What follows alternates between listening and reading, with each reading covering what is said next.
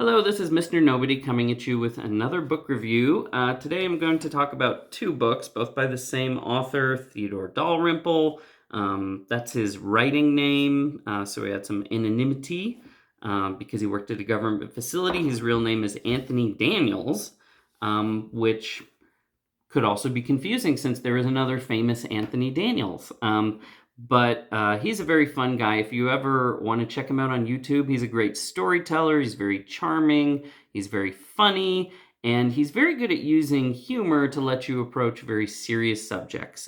So he's a doctor, a psychiatrist, I believe, and he worked at a prison and a hospital in England, a really rough prison, like the worst prison. He's someone who's just always attracted to difficult and dangerous places and people and like to immerse himself in them.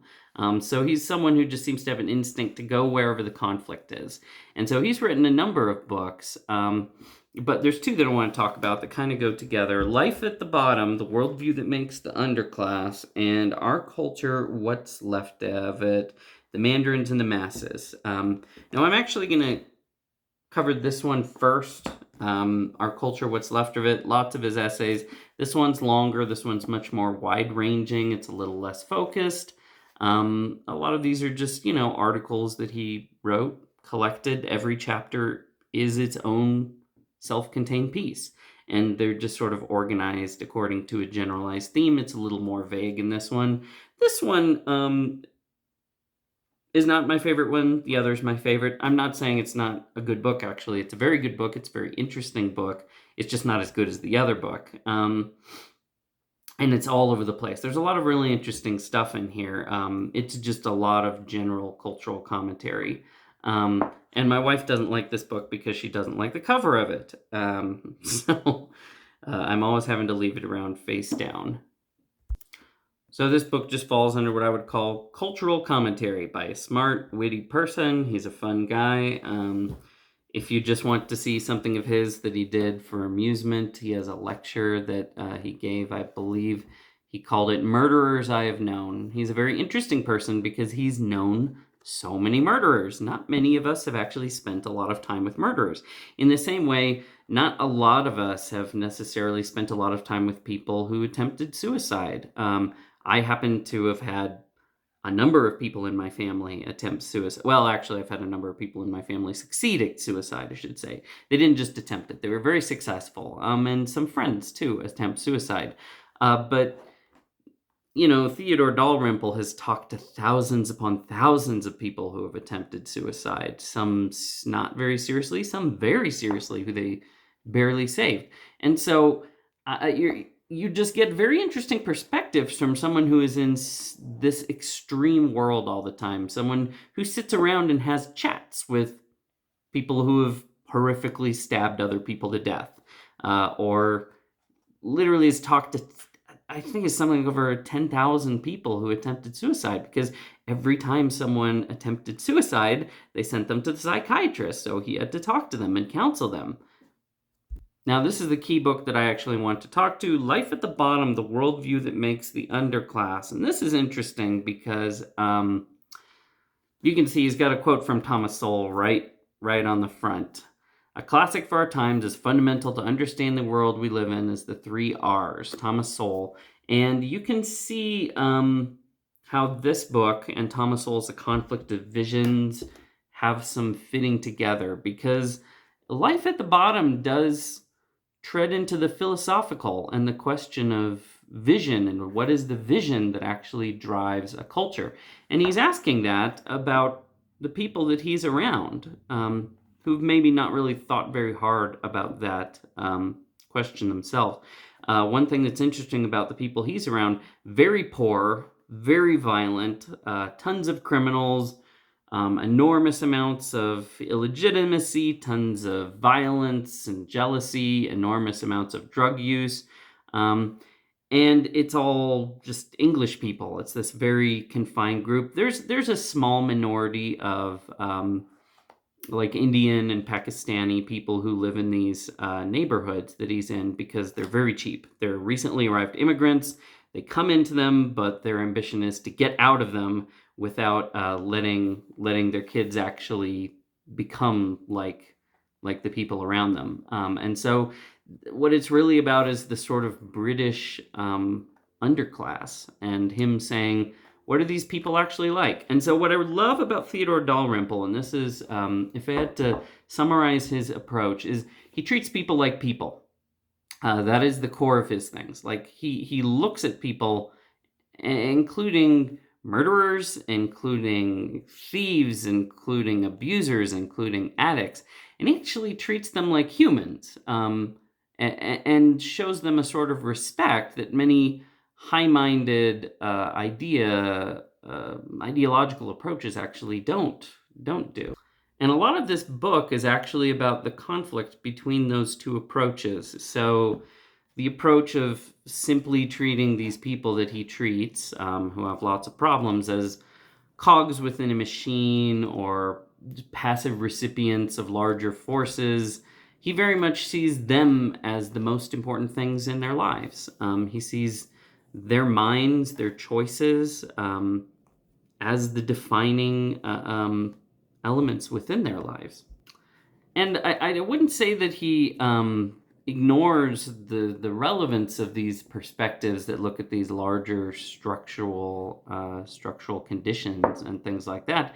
But I think he looks at the people and having treated them and says, well, what's actually the most relevant way to look at people and interact with people? Or is it to look at them as data points within larger structural forces that merely push them this way and that, and in which they're just sort of motes, they're just piano keys being played by the various forces of economics and history, and is that really a powerful and effective theory when it comes to treating people and approaching people? And his answer is no. It's not that he isn't interested in knowing those things, it's just that he's most interested in the actual people, in talking to them and understanding them as humans, and saying the most significant way to approach you and understand you as if you were a person, as if you were a creature like me, someone with a past, with a future, with choices, with decisions, with struggles, with all the things that make us up. So he has an elevated vision of humanity that sits at the center of his entire approach to the subject. If I had to pick out a couple of favorites, this is a sort of book where I've actually marked my favorite chapters, because as I said, all the chapters are actually just self-contained small essays. The Knife Went In, that's a classic one. That is very much about the psychology that stops looking at yourself like a person. And by that, he's referring to the fact that so many of the criminals he talked to, when they talk about the things that they did, they completely depersonalize it, which is, of course, a natural coping mechanism. But they've also been taught to do that by the doctors that they've taught to, as though knives themselves are the things in control, rather than I stabbed the person. It's all the knife went in. And how the use of this dehumanizing and dissociating language actually prevents people from really interacting with, appreciating, and working through both their past deeds and their current state of mind and their future choices. So it's very interesting, because he is articulating a theory of psychiatry in many ways that is counter to some of the prevailing theories. There's a lot of other ones in there. What is poverty? This reminds me of things that I learned from being involved with my wife's former work, Compassion International, which is focused on fighting poverty. And they're one of the best organizations in the world, most successful at fighting it. And a lot of it is because their approach is not to just treat poverty as a numbers problem, but as an ideological problem, as a human problem, and to attack it from an economic perspective, but also largely from a human perspective, because the thing that really needs your help is the person. And poverty is a condition of the soul and the mind, they would say, not just, and that's why it can exist so many places. That's why it does. Poverty mindset can exist anywhere. And so Theodore Dalrymple's ideas on that are very much in keeping with what you'll hear from an organization like Compassion International. I have many other in here that are favorites. The Rush from Judgment, that's an interesting one too. And part of that is just exploring the consequences of the way the system works. This is not quite as easy to explain. It raises part of the question is, how do you regulate human behavior? And there's one way that you can regulate it, and that's through the force of law, through punishment. And the problem with that is that's all after the fact. It's basically, you came to this point, you crossed a line, and now we're going to punish you.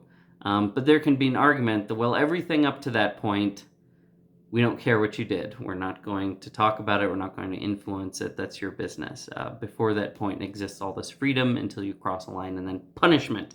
And then social regulation, the values that we hold as a society, the values that we inculcate and educate and keep up, the ways that we regulate behavior before it gets to the point of force, basically. And saying, actually, there's a whole lot of things we do before you get to the point of force, and some of them are encouragement, some of them are discouragement, there's honor, there's shame. These are all major social forces that we apply to influence behavior so that you can affect things before it gets to the point of applying force.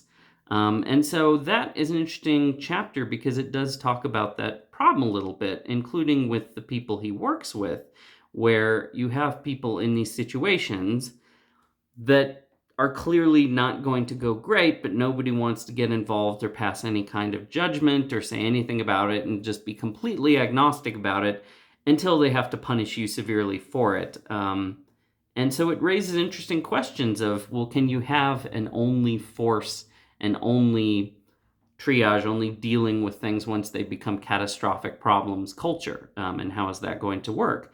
And he has some very painful examples of cases where, he had to give over the care of a child to someone who he said was clearly unfit to do it.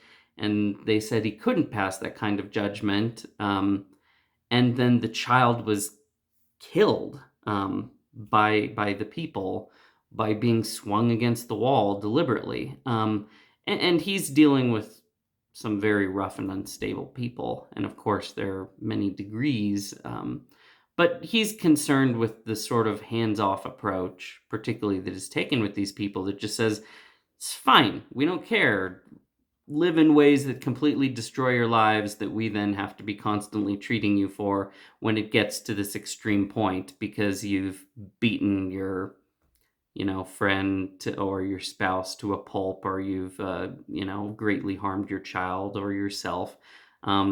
But is completely agnostic up until the point that it becomes a problem that we have to deal with. And how sustainable is that? And I think that's an interesting question because it's a genuine problem, and it's a question that has to be wrestled with. And it's one that doesn't have a simple and easy answer. And so if I had to say what is one of the messages of the book, it's just, you actually have to contend with the worldview that produces the underclass, not just the underclass, not just the conditions, but what are the things, what are the human elements? What are the human elements that trap people in these positions?